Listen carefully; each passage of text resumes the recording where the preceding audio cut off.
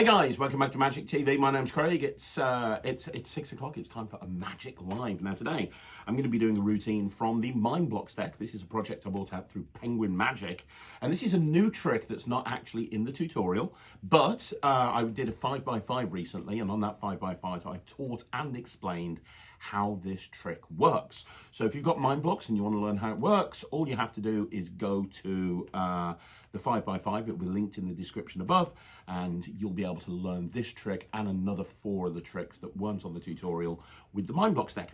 I'm going to do this to Jack. How you doing, Jack? All right. You having a good day? Yeah, I don't know. That's it. So. Oh dear me. Well, I got a few things for you. Now, the first thing I've got is a prediction. That's why I wrote prediction on this envelope. This prediction is going to be here with you, and I'm not going to touch it. I want you to remember, before I did anything, I gave you that prediction. Now, this morning, before I came to work, I went into Ryland's bedroom and I stole some of his stuff. I know it's weird. First thing I did is I took a book, and this is called Sammy Rambles and the Fires of Carmador. Now, it's by J.T. Scott. This is one of Ryland's favourite authors. The Sammy Rambles series is actually really good. She's an independent author, and he's got all of her books. It's really good, really good actually. This is about dragons. It's a little bit like Harry Potter. It's very, very good.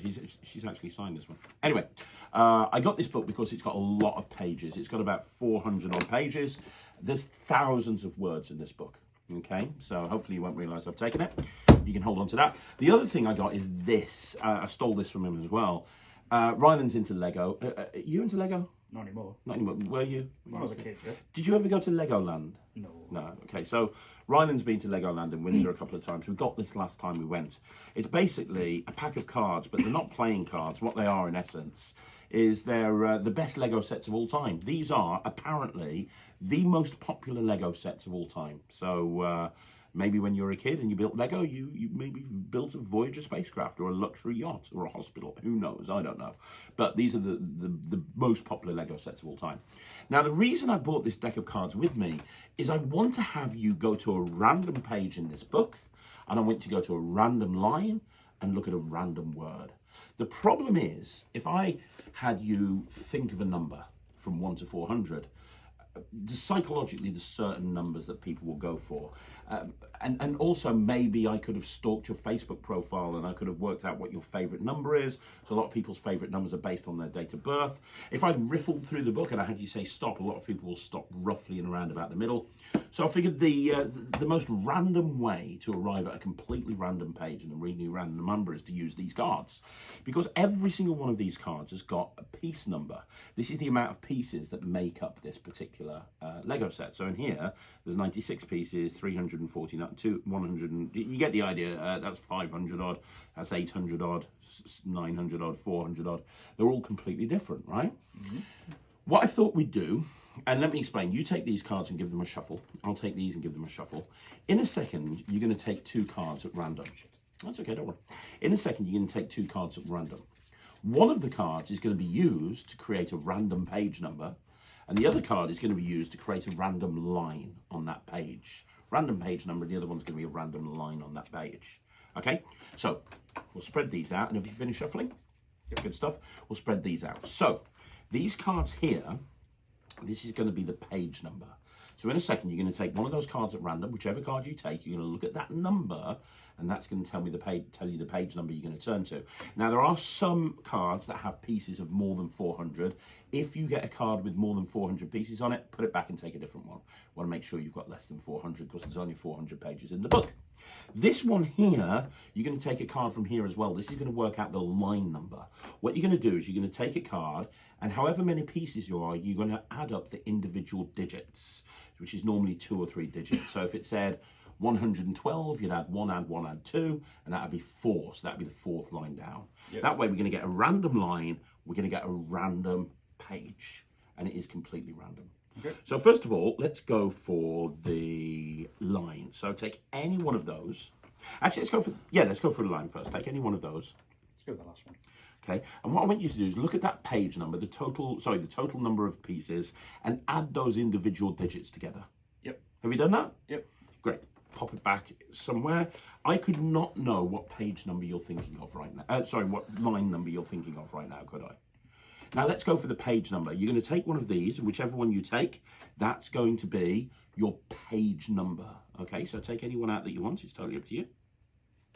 You sure you want that one? Yeah.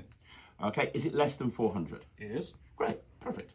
Can you remember that page number? Yeah. So now what we have is we have a random page number that no one could have influenced, and you have a random line. Now in a second, I'm going to look over here. You're going to go to that page number. When you've got that page number, you're going to count down to that line. So if you were thinking of line number 5, for example, you count down to line 5, and you'd look at the first word on that line, the very first word on that line. Okay, so if you do that, so first of all, turn to the page number. And while you're doing that, let me just recap for a second. What we have here is completely impossible. You shuffled the cards. You took any card out that you wanted to. If you'd taken a different card, you would have ended up with a different page number. And you could have ended up with like a page number earlier on in the book, later on in the book. And then if you'd taken a different, another different card, you would have ended up on a different line. And again, you would have had a different word. There's no way I could know what word you're thinking of. Are you thinking of a word right now? Yep. Good. Close the book. I don't want to look at it or anything. That is good. So now this prediction has been here from the very beginning. Since before we began, this prediction has been here in front of you. If I told you that on this prediction was written your word, now that would be pretty special, wouldn't it? You can say your word, isn't it? Of course it is, because it would be impossible for me to actually write down your word. The odds of me knowing that would be astronomical. Think about how random it was. A random book, random page number, random line. No way I could have known. But I have wrote something on the other side of this card. What was the name? What was the word that you? Because here's the thing. Because this book is all about dragons and stuff, there's a lot of random words in there. It's not like normal words. What was the word you thought of? Stronghammer. Stronghammer. Oh, that's one of the characters in the book. Yeah, Captain Stronghammer. Captain Stronghammer. Oh, you've read it. What the next line said Captain Stronghammer. But it was Stronghammer, right? Yeah. Interestingly, I actually wrote on here What the fuck? Stronghammer. How crazy is that? That's a powerful name. Yeah, it's never worked before either, so that's exciting.